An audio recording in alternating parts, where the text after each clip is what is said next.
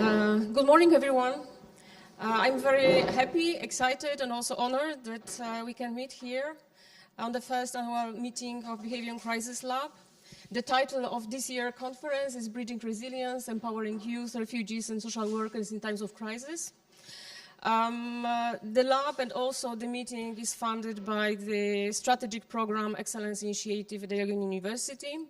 And the meeting, and also the lab, is devoted to the interdisciplinary exploration of the mechanisms that shape behaviors of individuals, groups, and societies during crisis.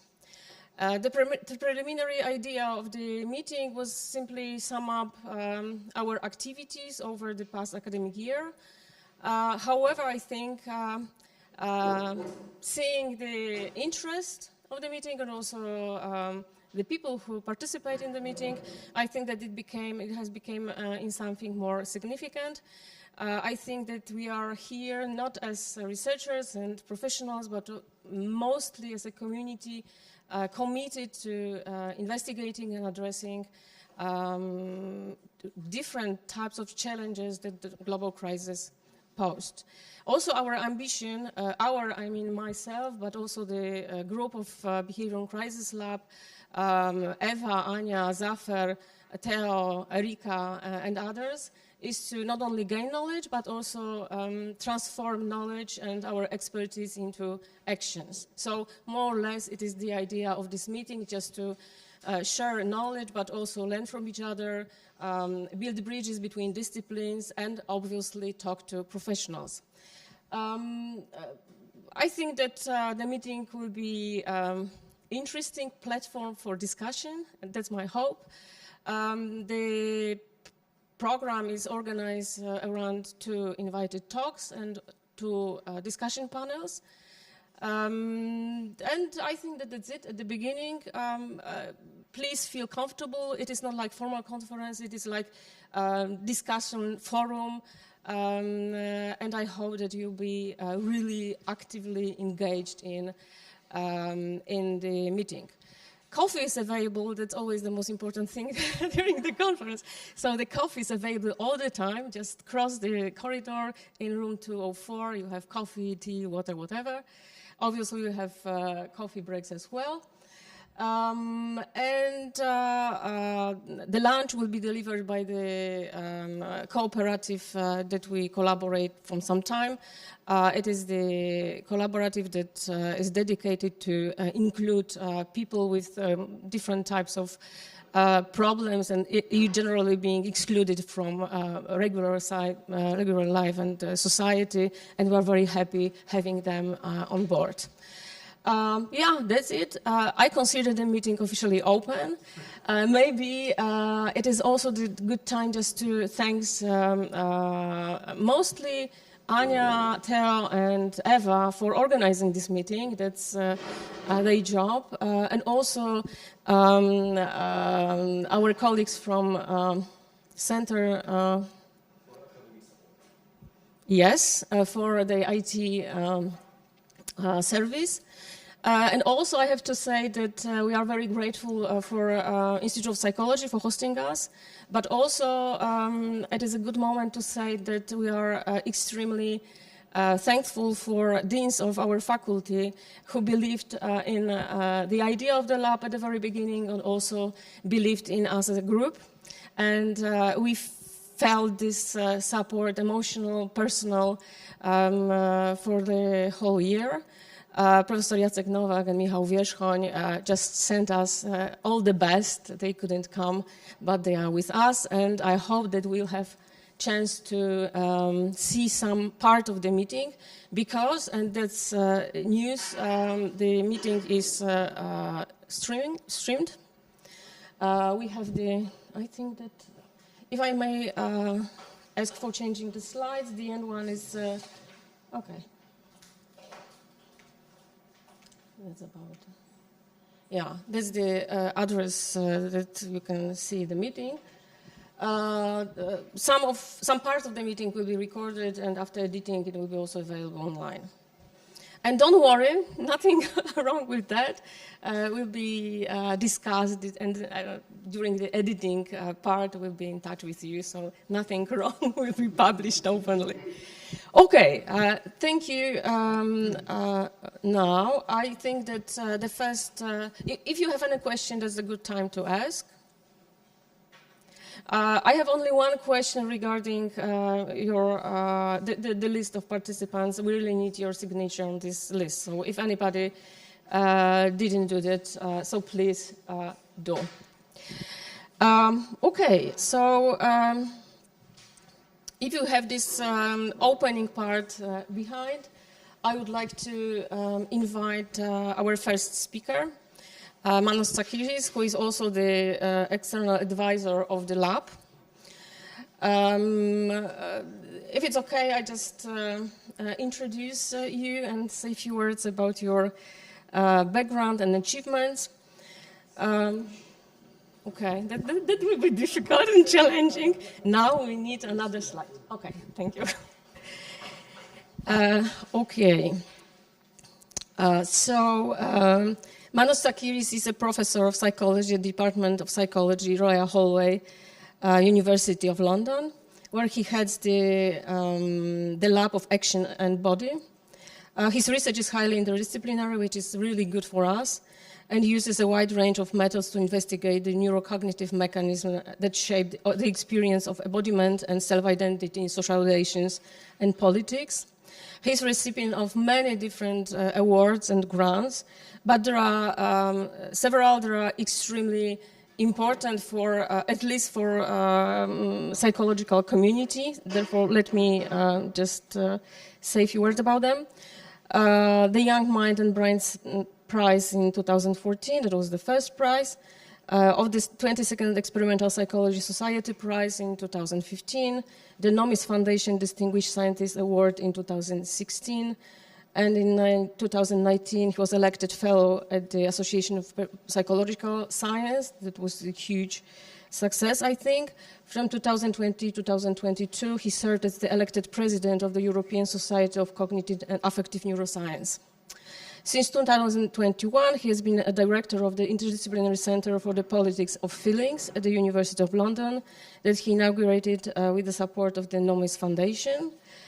He was awarded by the grant funded by a European Research Council dedicated to understand the link between body awareness and body image in early adolescence. In 2022, he held successful bid of a Marie Skłodowska-Curie doctoral network application for the project Interdisciplinary Perspective on the Politics of Adolescence and Democracy, and our group is a partner in this project. Manos, the floor is yours. Thank you so much. Good morning, everyone. I hope you will be able to see the slides at the back because it's not a huge screen, but if you can't, feel free to come forward. Let me begin by saying that it's a real pleasure to be here. I think I've met quite a few of you last year, and I have been working with Gosia for more than 2 years now, although we've met many years ago. And I want to begin by saying there are 3 things that I really appreciate in how Gosia works. She has a vision, which is very important, and that is reflected in the Behaviour in Crisis Lab. She's decisive, so she takes decisions, and she's also a doer. She makes things happen. And these are wonderful things when you're collaborating with somebody because you actually want to get things done. Sometimes these characteristics also create problems. And one of the problems is the title of my talk, because Gosia said, okay, do you want to come and speak to this workshop? I said, yes, that would be great. She never asked me for the title of my talk. And I saw the schedule, and this is the title that was given to me, Youth in Global Crisis. So I had to come up with something now that fits with this title. But it's a good challenge. So I'm going to try to offer you some ideas from my perspective about youth in global crisis. If you want me to slow down, because I tend to speak quite fast sometimes, let me know. Now, what I think is hidden behind this title is the dimension of time. And I think this is what unites these 2 elements of the title, youth and crisis. Now, in what sense? The first one is we can think about times as in our times, right? So our era. This particular historical period that may be characterized by a crisis. The other element here is the particular time in one's own life, the life stage. And the title of my talk is about youth, which is a particular life stage, which is quite critical. And the question is, are there distinctive features? So the question of the title becomes, how do human beings at this particular time in their lives, youth, experience our times? Times of crisis, perhaps? And then I think we need to ask, okay, are there any distinctive features of our times? Are our times different from the times of 20, 30, 40, 50, 100 years ago? And the second question is, what may be the distinctive features of youth, of that particular life stage, if any? So I will say a few things about our times, and then I will say a few things about that particular time in life, youth. So our times. So this is an open question. Do we think that our world is more volatile, uncertain, complex, unpredictable, and ambiguous than before? Is the world more in a crisis now than it was before? Probably not. And I think, if you look at history, across the history of humankind, there have been crises. And yet it feels, at least to us or in some particular groups, that the world is more in a crisis now than before. But one of the few certainties in the history of humankind is that there will be crises, and the important thing is how we respond to crises, and how we respond to them shapes how we experience the world around us. And I think we will be talking quite a lot today about this idea of resilience. And I think the kind of primarily emotional resilience that we have determines how we experience the world and our capacity to respond to uncertainty. Now, this is Didier Fassin. Maybe some of you know him. He's a French anthropologist. And he's now doing a project on crisis. And he says very nicely that we inhabit a world in crisis. Or to formulate it more accurately, we live in a world where the language of crisis has become the most common way of representing a series of situations we face. So maybe there are crises, but there's also the language of crisis that seems to be saturating the public discourse. And there are many different crises that we're dealing with at the same time. In fact, some people have thought that maybe we're just in a state of permanent crisis. And as you know, the very term permacrisis was voted as the word of the year for 2022, defined as an extended period of instability and insecurity, especially one resulting from a series of catastrophic events. But the very term of permacrisis is some kind of oxymoron, because crisis is supposed to be a turning point, a decisive point. If you look at the etymology of the word, it comes from Greek, from krisis, which means decision. It was firstly used in a medical context, so in the course of an illness, there will be a turning point. Either you're going to die, or you're going to live. And that's a crisis moment, right? So crisis is related to these turning points, but how do we understand turning points if we're in a constant state of crisis? There's no turning point, right? So I think, again, thinking about how we use the words and how we frame them may be quite important. And we should be asking ourselves, is it a new age of anxiety that we're living right now, as the British poet Auden suggested in 1947? Are we in one of these moments in history when the old is dying and the new cannot be born? And we simply don't know. Perhaps it's too early to tell. But how we individually and collectively respond to crisis depends largely on how much stress we feel, because crisis is defined by the kind of stress it imposes on a particular system, right? So how we individually and collectively respond to crisis depends largely on how much stress we feel and how well we can regulate our physiological responses to stress and ensuing emotions. And I'm talking here mainly at the individual level, but of course you can think about this idea of stress and resilience and coping mechanisms at the individual level, at the collective level, at the institutional level, at the national or international level. Resilience is not just a property of individual biological organisms, it's also property of social groups, organizations, and so on and so forth. Now, in a much interconnected world, the multiple crises we're facing have become quite complex. And they're also quite interlinked. And in that sense, they seem to exceed our capacity quite often to understand them and deal effectively with them. We have this constant exposure to 24/7 news cycles. We have social media that are conducive to the amplification of emotions. We have misinformation and disinformation. These things have existed also before the emergence of social media. And all these things raise our awareness about the state of the world. So there are crises unfolding in my local community, in my country, but there are also crises unfolding quite far away from where I live. And because of the informational environment that we live in, we have quite good awareness of what is happening all across the world at any moment in time. But at the same time, the fact that there are things unfolding and happening somewhere far away where I cannot do anything meaningful to actually help may make us feel more helpless. You don't have the capacity to actually act or avert crises unfolding away from home or globally. And yet, crises call for resilient reactions. But in that context that we're living, they may also make us feel helpless, disempowered, without control. And that's another definition of stress and anxiety, if you like, that you know that something needs to be done, but there's nothing that you can do because you don't have control over the situation. So how we subjectively experience these feelings of uncertainty and crisis has an effect both on citizens and policymakers. And it does place us in a constant of accumulated high stress that comes from desperately trying to look for safety and certainty in an even more uncertain and often incomprehensible world.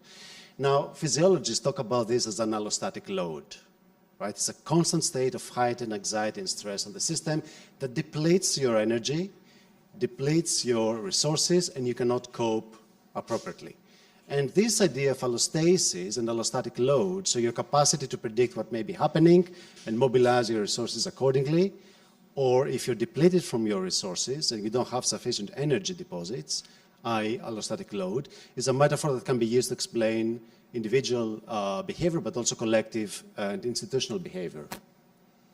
Now, this state is primarily physiological. It has to do with how your body copes with stress.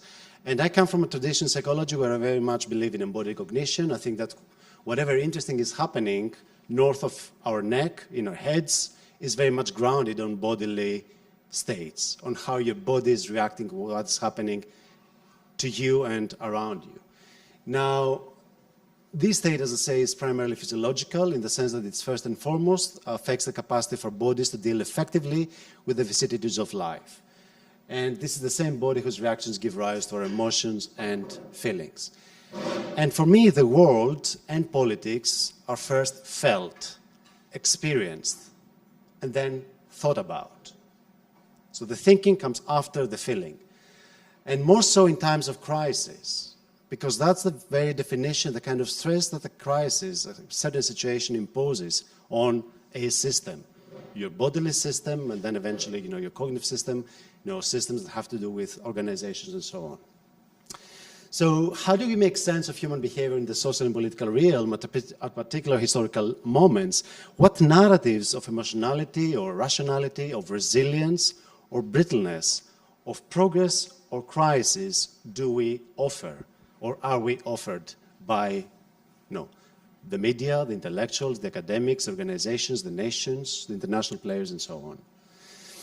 This is an interesting working paper that came out a few months ago by some colleagues in the US. And I'm mentioning that because I think it's an important angle about the narrative of crisis and how the narratives that we give to ourselves about the world we live in may play an important role in the direction of history. So what these guys did is that they looked at how the frequency of certain terms in the contents of more than 170,000 books printed in England between 15 and 1900 changed over time. So you can go to the internet, scrub all the books that were published and look for particular terms and how often they appear in these 400 years. And they wanted to look at terms related to progress and innovation, and they thought that these terms reflect the cultural themes of the day. People do write about things that concern them, right? That's not a surprise. And what is found is that these terms of progress and innovation started to be used more frequently in the early 17th century, well before the onset of Industrial Revolution, suggesting that cultural discourse may have evolved before economic growth was accelerated. It's an interesting working paper, and then a very good journalist from Financial Times, John Byrne Murdoch, followed up with 2 different ways on this line of research. First of all, he asked, did such changes in culture, illustrated by the more frequent use of terms linked to progress, do they precede economic growth, or do they come after, or do they happen in parallel? And his answer was that yes, culture seemed to evolve before economic growth accelerated. And he used 2 examples. He looked at Britain and Spain. Of course, Britain underwent the Reformation and adopted a culture of using science and experimentation to increase well-being. Spain went the other way, it only much later adopted the same kind of approach. And as you can see here, you can see the frequency of using words like progress and innovation in printed material, and the change in GDP. And you can see that Britain's cultural shift preceded its economic acceleration, and Spain went the other way. So the argument that Murdoch is making is that, the kind of language we're using to describe the world may also have an impact on what the world will become a bit later on. The second thing that he looked at was at the most recent past. What are the key terms that are being used? Are terms like progress and innovation used equally often nowadays as they did in the past? Are we using different kind of words? And what he found is that the frequency of terms related to progress, improvement, and the future has been dropping consistently since the 1960s. And the frequency of terms related to threat, risks, and worries have been increasing since the 1960s. Wonderful work, correlational, interesting analysis that may be pointing to some kind of causal relationships. But the reason why I'm highlighting that is because if in the past the progress-oriented language we used to describe the world and its future led to economic growth, could today's threat and crisis-oriented language have a similar effect? Language and narratives don't just describe the world as it is. They have the capacity to describe the world as it could be. And talking and writing about how to progress to a better future can make the better future more likely. And similarly, perhaps talking and writing about worries can create a more worried world. And I think it is up to all of us, academics, practitioners, policymakers, to think about the narratives that we're actually using, the language that we're using to describe the human condition. So let me turn now to the second point, which is about youth. And I want to highlight some things that I believe are quite important when we think about youth and crisis. One important element is the current state of loneliness that youth is experiencing. And I'm using here data coming from different sources, like the World in Data, different global surveys, that seems to suggest that young people are lonelier. Even though overall levels of loneliness may not be overly high across the world, even though people talk about loneliness as a pandemic, if you look at the data, there's no such thing necessarily.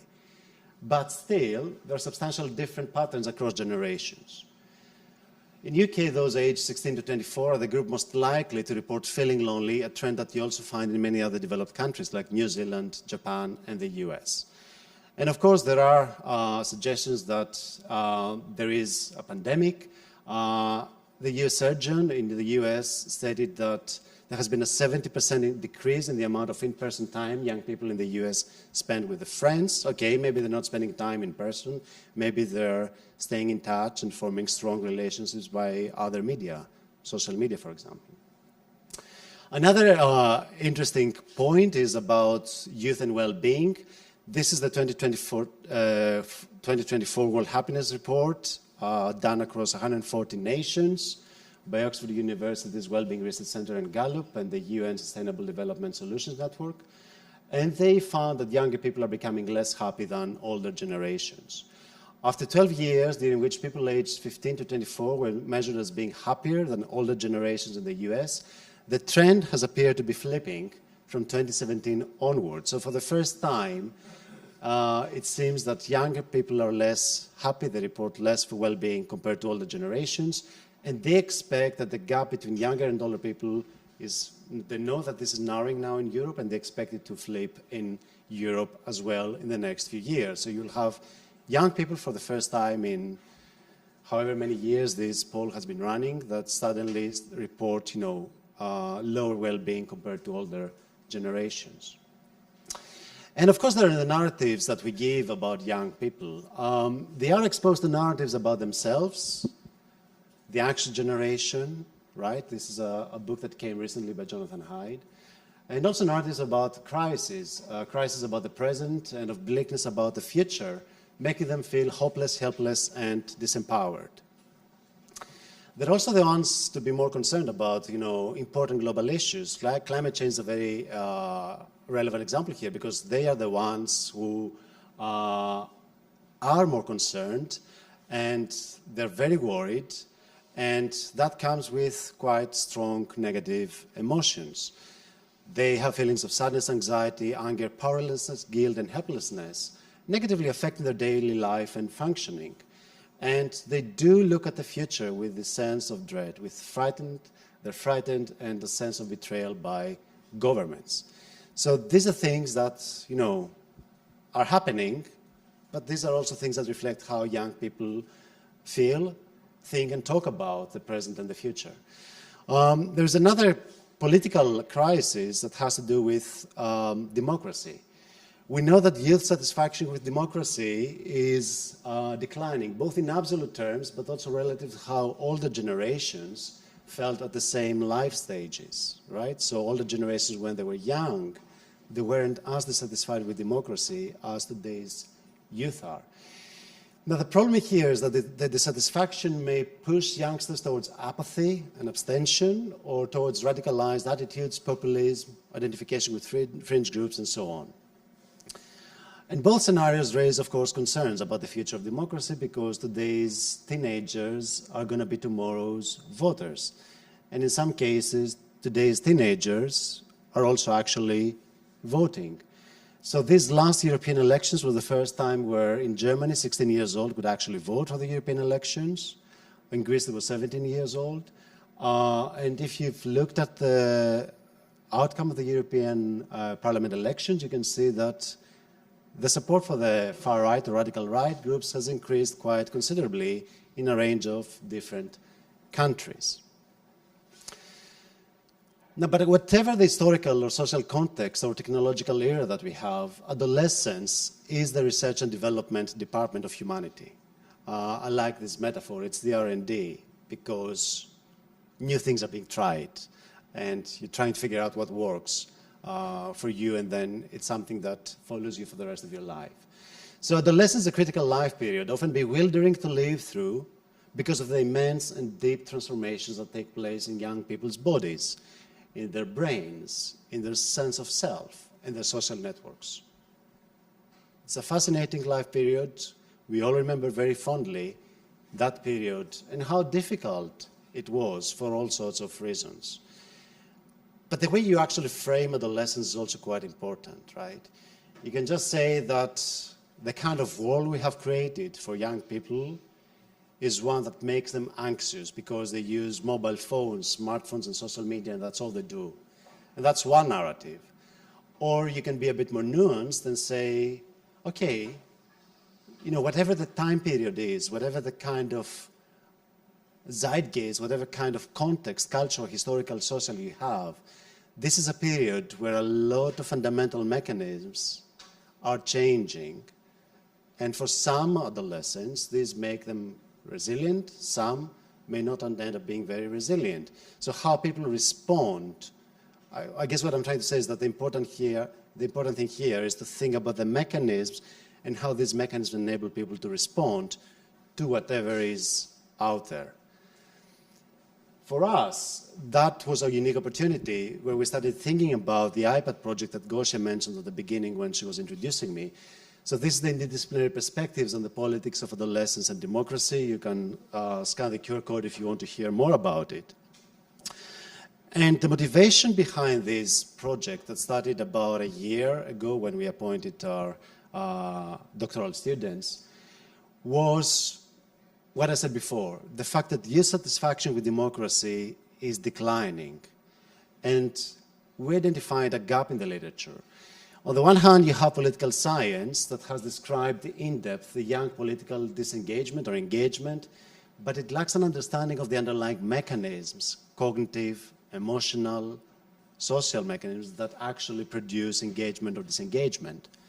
On the other hand, we have developmental psychology, developmental neuroscience, that can partly address this problem because these disciplines have the tools and theories to understand how adolescents process social information, exert cognitive and self-control, regulate their emotions, and engage in prospective cognition. And if you look at developmental neuroscience as a discipline, it had a huge impact over the course of the last 2 decades. However, developmental psychology and neuroscience have largely ignored the question of how the developing brain is processing political information. A lot of my colleagues in developmental neuroscience, they think about, risk-taking in adolescence.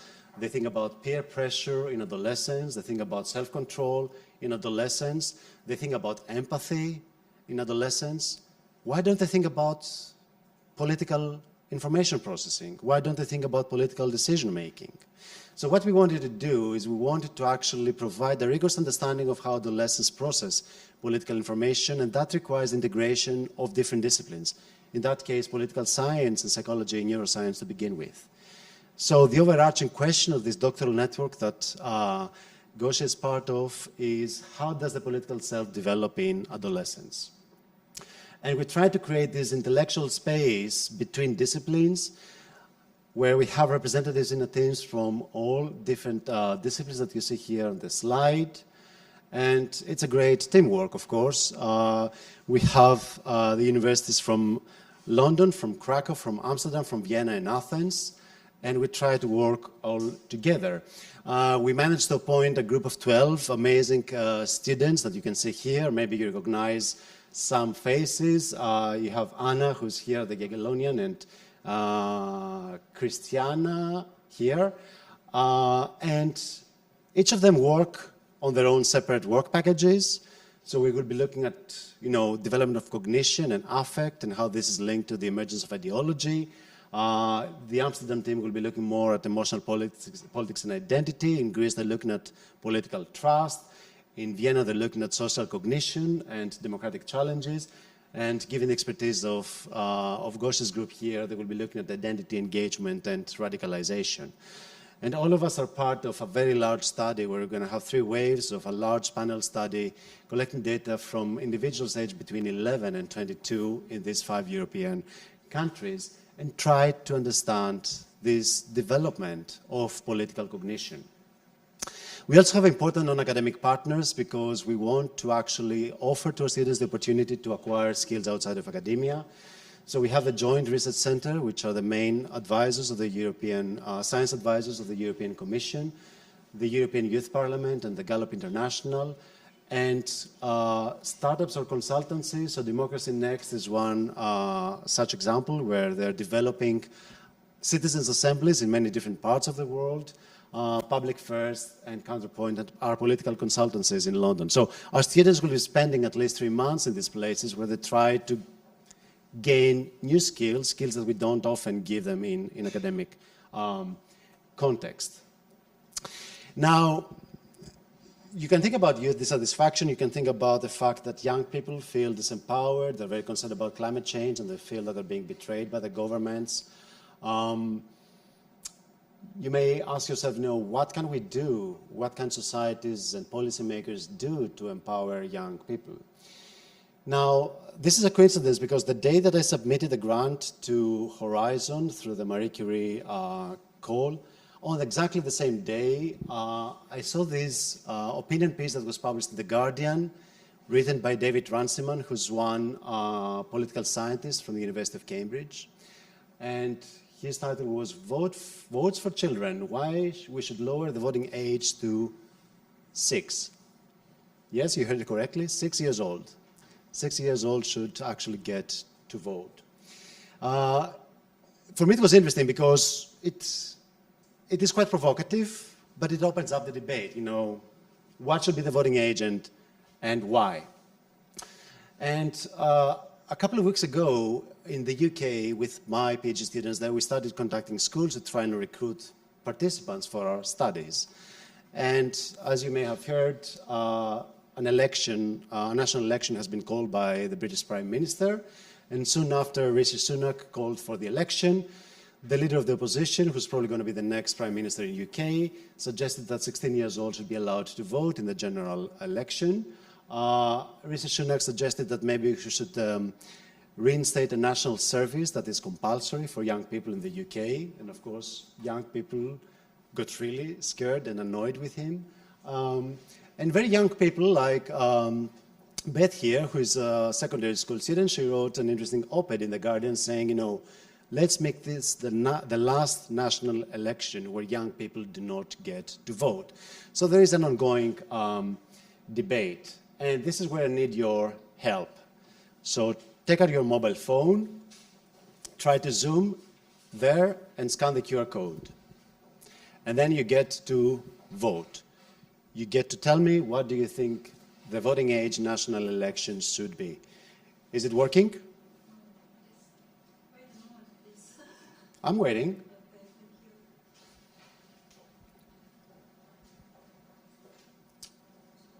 Let me do it as well. We did it before. But frankly speaking, after the election, I changed my mind.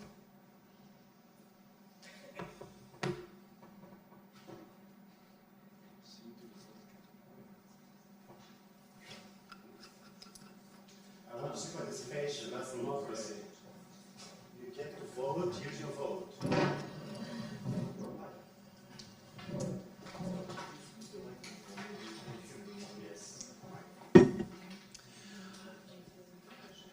Did you all vote? Yes? All right. 20, 18, 16. 16 years old seems to be the winner. For now, a small minority goes for 12. Few people actually think that we should increase the voting age, which is interesting.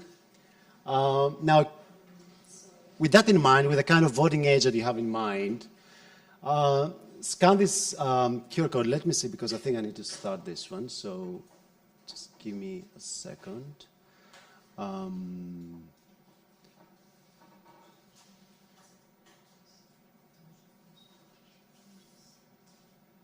don't want, no, yeah. Okay, scan this QR code, and you're going to see different options, and you can rank them. So why do you think that people below the age that you chose in the previous slide should not vote? What is the primary reason that you give to yourself? Is it because, I'm going to read some of these things while you're looking for it. Is it because, you know, younger kids are not cognitively competent, or maybe because they're too emotional, they're not rational enough, they cannot make up their mind and they will vote whatever the parents tell them, they don't pay taxes, they do not share a life with the community as adults do, or we should protect children from harsh reality, or, you know, they don't understand how societies work. So just rank them. You know, what do you think is the most important reason? You can just choose one, or you can just rank all of them.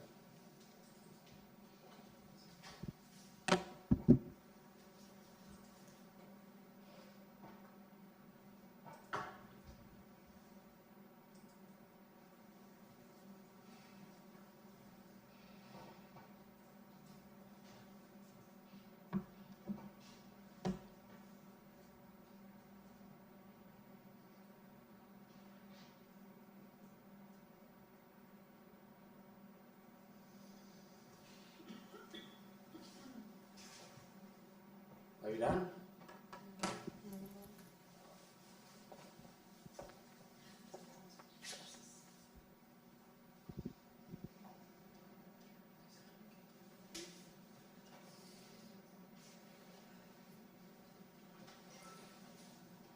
Done? Yes? All right, because you cannot read, the most popular option here is that they don't understand how societies and politics work. They're not rational enough, they're not cognitively competent, they cannot make up their own mind, they do not share a life with the community as adults do, they're too emotional, we should protect them from harsh reality, they don't pay taxes, or suddenly we should protect them from harsh reality comes to 6th place. Now, the reason why I'm asking you these questions, and I don't know the answers, and hopefully, you know, we'll figure out some things through the iPad project, is because there are important debates that have to do with the kind of social norms that we have, our understanding of how elections and democracy works. What kind of capacities do we expect people to have when they go to vote? that they have a good understanding of how societies and politics work. But I can give you many examples of people of my age that have no clue how societies and politics work because they may have a very narrow perspective or they lack the education or whatever. You know, last night there was a debate between the two candidates for the US presidency. And, you know, it's difficult, right? I mean, they're like 80 years old with a lot of significant cognitive decline, and nevertheless we think that they can actually govern one of the most important powers in the world. So what we're trying to achieve with the iPad project is to generate knowledge, train our students, but also have an impact in society. Last month we had the opportunity to go to the JRC, to the Joint Research Center in Brussels, and our students were exposed to some training from JRC about research influencing policy making. I think we're into the vision of the European Commission as one project that may have something important to say about youth and democracy, and we hope that in the near future we will be helping out with these debates. So now let me finish with one piece of recent research, which is about young people, not teens in particular, that may speak to some of the themes of today's workshop, which has to do with political crisis, or to be more precise, about the negative impact that engagement with politics may have on people's lives, and thinking about the role that interoception may be playing in that. And I'm going to say what I mean by interoception, because that reflects quite a lot of the research expertise that we have in my lab.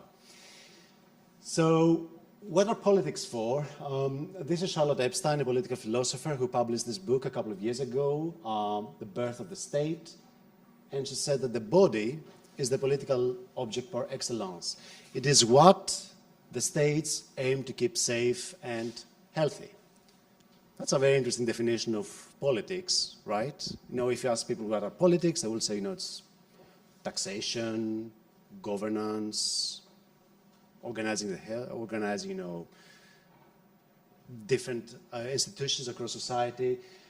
And if I were to ask you before the pandemic, you would have told me that. But I think what was very clear with the pandemic is that indeed what people actually think politically may have life or death consequences for many, many people around us. And also how governments respond to issues that affect, put at risk our bodies is also a matter of life or death, and it's also very much linked with political ideology. Now, we do know that it is important to understand the kind of bidirectional links between health and politics. Rudolf Virchow, the father of social medicine, said that medicine is a social science, and politics nothing but medicine at a larger scale. One of the primary purposes of politics is to ensure that citizens are well, that they stay alive, and they have the possibilities to thrive in their lives, to ensure their well-being. And if you look in general, you would expect that politics has a positive impact on people's health. This is an interesting study that was published in The Lancet a few years ago, where they looked at data from 170 different countries across the world, the association between democracy and health. And they found that democratic governance has substantial positive effects on people's health, very measurable, important reductions in deaths from non-communicable diseases that are among the leading causes of death worldwide. And the main variable that explained these decreases in mortality was not GDP, but a particular element of democratic governance, the presence of fair and free elections. So countries who have free and fair elections, or countries that transitioned into free and fair elections, had a very substantial positive outcome for the health of their citizens. And why? Well, because in countries where there are free and fair elections, unlike autocracies or oligarchies, politicians want to be re-elected and they want actually to address people's needs. And one important need that people have is for their health to be cared for, right? Now, at the same time, even in countries that have free and fair elections, like the US, elections by themselves can be substantial stressors. This is another interesting study from the US that showed that people with underlying cardiovascular disease, they showed a 77% increase in clinical arrhythmias during the 2016 US presidential election. It's a very well-controlled study. And I'm just showing it to highlight one thing. There are political stressors, like elections, even in free societies, that have a very tangible impact on people's health. And, this is a study looking at physiology, cardiac incidents. There are a lot of studies now suggesting that political stressors, your perception of polarization in the politics of your country, are linked to worse health outcomes, higher risks of preterm birth, hypertension, cardiovascular disease, sleep problems, and so on. And perceptions of increased polarization are linked to the strength of these symptoms. So the more polarized you think the political world in your society is, the more likely you are to experience these adverse effects.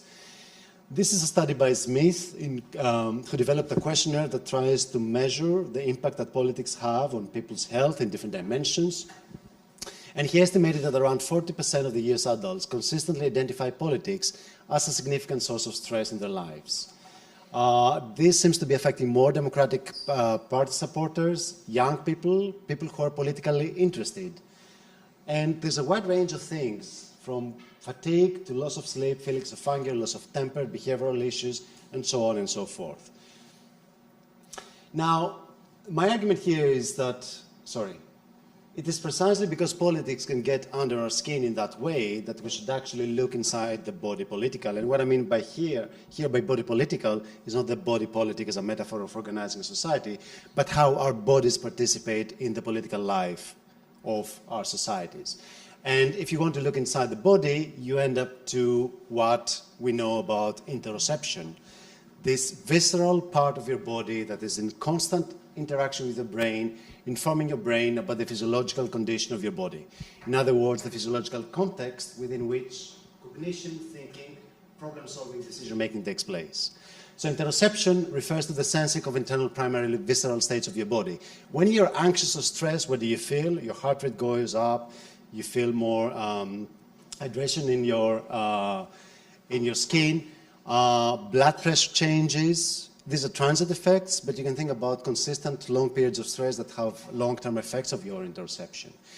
And what we know from the last 30 to 40 years of research on interoception is that interoception is critical both for sensing all these aspects of the body physiological state, enabling allostasis, in other words, enabling you to predict future states of the body and prepare your body accordingly, but they're also fundamental to motivation, emotion, social cognition, and self-awareness.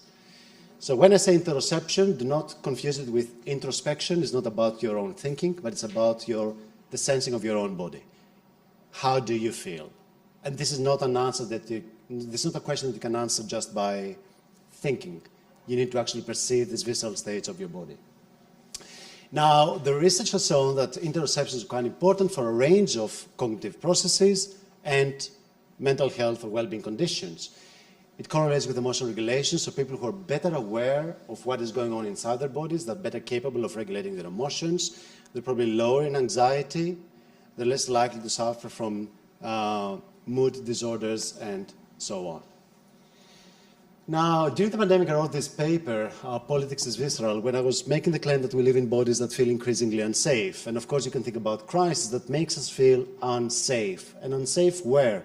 Unsafe in our own skin, in our own bodies. That was the impact of the pandemic. That is the impact of racism. That is the impact of migration. That is the impact that refugees have. That is the impact of, financial scarcity or uncertainty about your job. These phenomena create feelings of vulnerability, and these are quite literally visceral. You feel them in your viscera. And the visceral in the sense that emotional experiences arise from how our physiological organs respond to an ever-changing world. If you didn't have these visceral changes as responses to what goes on in the world, you wouldn't have emotions. Perhaps you would have had thoughts about emotions. But our feeling states and emotions come from these visceral reactions. And these are also political in the sense that our feelings affect and are affected by the political decisions and behaviors. So I introduced the concept of visceral politics that offers this description of the interaction between the body's physiology, the experienced emotion, and the political behavior, and tries to highlight the complex byways through which these different elements interact to actually shape how we make sense of the world and what kind of political decisions we're taking, but also the impact that political decisions by policymakers, groups, institutions, organizations have on how we make sense of the world and how the world makes us feel. So one question that we had here was, can interoception, a better ability to feel, sense your body, mitigate against the adverse effects of politics on people's health? So this is a study that we've done in 2 time points, just before and after the 2022 midterm US elections, with a relatively large sample that was reflective of the electorate, of the people who support Democratic and Republicans. We gave them this questionnaire, the Multidimensional Assessment of Interoceptive Awareness. This is a questionnaire that taps into different facets of interoception. Things like noticing bodily states, not being distracted, not worrying about what your body is telling you, emotional awareness, self-regulation, listening to your own body, trusting your own body, and so on. And we know that this scale correlates with important aspects. So it has a negative correlation, for example, with trait anxiety, significant negative relation with alexithymia, and reflects adaptive interoception, the capacity to notice and focus on how your body is reacting, whether it is uncomfortable and so on, regulate distress by attention to bodily sensations, and so on. And we measured the effect that politics have on people's health by using this question developed by Smith, where it taps on the different dimensions, to what extent politics or your interest and engagement with politics affects your physical health, your emotional health, your behavior, and social and lifestyle. Just to give an example, politics has caused me to be stressed, fatigued, I have lost sleep because of politics, or, politics has led me to hate some people, I lose my temper as a result of politics, and so on. This is the distribution of interoceptive sensibility scores, so high scores here suggest a better interoception, a higher interoceptive sensibility. You can see that, a lot of people don't report very substantial effects of politics on their health, but a lot of people actually do. And quite often this can be quite detrimental. Now, these are the regression models, and the highlights here is that interoceptive sensibility, how much attuned somebody is to their body, guards against the negative effects of politics. It makes people more resilient. And I'm going to show you why this is important. Now, here you can see that political engagement has an opposite effect. People who are more politically engaged, they report that politics have a more adverse effect on their health, both physical and emotional. But interoceptive sensibility attenuates the adverse effect of politics on health, right? I'm not going to go into that because there were 2 different subscales that had important effect. So the good thing here is that you have something that relates to how you read out your own body that can be a buffering element. But what are the political consequences of that? I think it was important for us to look at whether people with higher interoception are also more politically disengaged, because that could be an obvious confound, right? People with higher interoception, they don't care about politics, and of course then politics doesn't affect them that much. But if anything, we found the opposite. This is a small but significant correlation between interoceptive sensitivity and political engagement, and even you can see that the results are skewed, but even if you exclude this and you run the analysis, the correlation is significant. The important thing here is that, first of all, interoceptive sensibility does not mean that people are politically disengaged. If anything, the analysis suggests that there is a small but positive correlation between interoception and political engagement. So people who have better interoception are also more likely to be politically engaged, which is good, because we want people to be resilient, but we also want them to be participating in democracy, right? Yes? Good. A last piece of evidence here is that we looked at what may be the effect of interoception in different age groups. So we look at young adults, middle-aged, and older adults. And the good thing is that this relation between interoception and the adverse effects on health is the same for young adults and middle-aged adults, not so strong for the older adults. So the good news is that even if you look at younger groups, how good their interoception is suggests that it will provide this buffering effect. It will attenuate the negative effects of politics on their health. Now, Just to finalize, to conclude, you know, we live in an environment where people are telling us we're in crisis, you should be afraid, you should be angry, you should be anxious about what is happening out there. I think we should be focusing on, you know, what kind of capacities people have to figure out how their bodies feel and make sense of how the world makes them feel. Have this kind of resilience that goes hand in hand with allostasis at the individual level and hopefully at the social level, because you can think about social allostasis, how groups enable people to respond better in stressors. And we should be thinking about, you know, not just the raw emotion, but how we can transform these emotions into something that can be used to transform our lives and society. So moving from the raw visceral emotions into some kind of critical feelings, similar to the idea of critical thinking. You know, interrogating, why do you feel like that? Do you feel anxious because the refugees are knocking on your door, or because you don't have health care where you live? Politics has always been visceral. I think we live in a time where they're visceral in the sense that the politics makes us feel unsafe, and as a result we cannot face the uncertainty, which is an inherent marker of human condition. And I think we should be striving for a different kind of visceral politics, politics that make people actually feel safe in their bodies and empower them to tolerate and explore the inherent uncertainty of the human condition. So we've been witnessing the dominance of the former, unsafe bodies that drive our politics, populism, radicalism, conspiracy theories, and so on, but we should be striving for the rise of the latter, politics that may make us feel safe. So to conclude, what do we talk about when we talk about crisis? Should the understanding of how the development of specific affective and cognitive mechanisms in adolescence impact political engagement and political decision-making? That remains to be seen, and we hope we will be contributing to that question with the iPad project.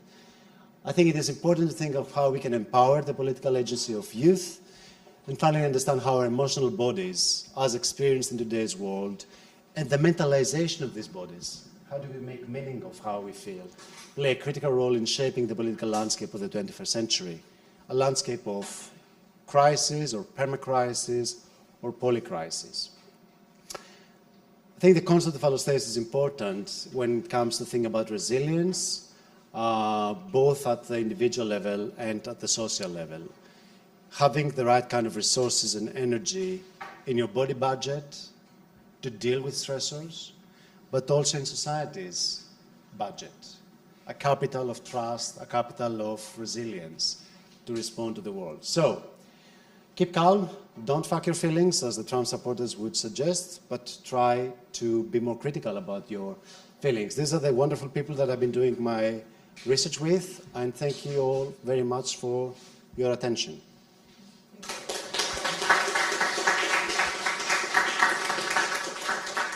Right on time.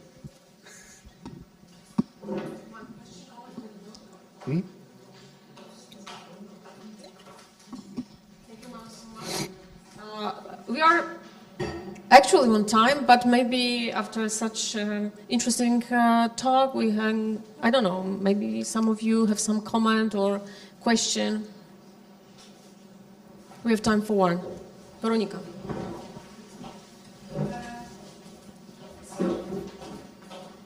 Yeah, thank you. It was extremely interesting, and actually I don't know what I would like to ask about, but I will ask about the later idea from your lecture. So this idea of the, let's say, interoceptive competences, can I call it in this way? Yes. Or Yes. interoceptive skills. As you said, they attenuate the stress that comes from the politics. And I would like to understand that, like, rightly, because I'm working with young people engaged in politics, and it's a very vivid issue for me. So is it about the better ability to self-regulate, or what would be a, let's say, a mechanism that could be used in the practice? That's a very good question, and I acknowledge that this is a correlational study, which means that I cannot say much about the mechanism, but we can entertain two different hypotheses. One is that people who are more interoceptively attuned, who are better able to read out their bodies, You can think, okay, there's a competition between interoceptive signals coming from within the body and signals coming from the outside world, right? And these people are just focusing on what goes on inside, and they ignore the outside world. That's one hypothesis. The other is more aligned with what you're saying, that people with interoception, with good interoception, they're better able to regulate. They have a better understanding of what are the resources, the bodily resources, and how this can be deployed in different contexts. I'm in favor of the second interpretation, and the reason is because if the first hypothesis was correct, we would also expect these people to be politically disengaged, to just ignore what happens out there. It doesn't touch them. But no, they are interested in what goes out there. They're engaged even more so than people who are interoceptively poor, but nevertheless they can regulate better their bodies and eventually their emotions. I would like to test that in a more causal framework, but that work that remains to be done. May I have just add some little comment? Because I had an opportunity to run a tiny research with fire workers some years ago. And there were two groups of the firefighters, So those who were forced to observe a catastrophe and those who were asked to actively do something.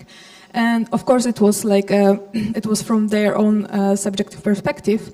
But for those who were forced to observe, it was extremely stressful. They couldn't stand that. And those who were able to do something, so to really actively engaged, they were stressed, but it didn't appear later in their body. Yeah. They were not so stressed afterwards. So I was thinking about some connection between what you just presented and this little observation. I think you're right. And I think if you think about, why do we bother do things in life? Why do we do anything? Why do you wake up in the morning? Why do you have breakfast and go to work and so on? Be able to answer the Yeah, basically, much of what goes on in terms of your brain is making sure that this body stays alive. That's the primary reason why we have brains. It's quite complex biological organism. It has to stay alive. It has to be regulated. That's the basic level. But the second level is that we do things because we have emotions, motives, reasons. But these reasons are not rational, right? Not always. There is an impetus, there is a biological impetus to do things. These are actually dictated by basic affect, positive and negative things that make you go towards things or away from things and do things. But of course, we reach a stage in ontogenetic development and in the development of humankind where a lot of these basic needs are satisfied, but then, we can mentalize them at a second level, at the third level, at the fourth level, but still where everything leads back to, I think, is the body and the integrity, the safety of the body, or the vulnerability that we experience as a result of stressors, crises, and so on. I didn't understand that. I'm sorry. I can repeat it. It's a perfect time to invite you for coffee.